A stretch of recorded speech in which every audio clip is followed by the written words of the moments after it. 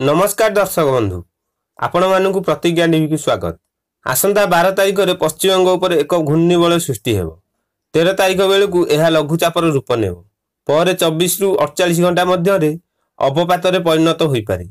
यार प्रभाव 13 रु 15 तारिख मध्य बालेश्वर, मयूरभंज और सुंदरगढ़ जिले में प्रबल वर्षार आशंका रही।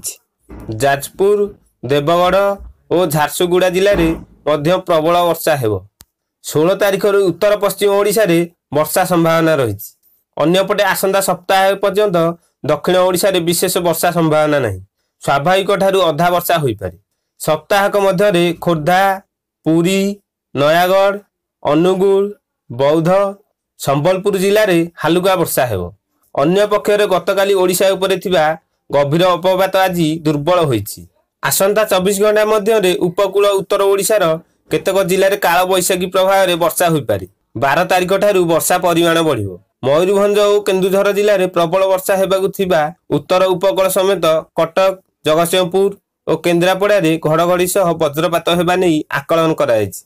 आम चैनल को आगु देखिया पई लाइक और सब्सक्राइब करिया भूलिबेनी। नमस्कार।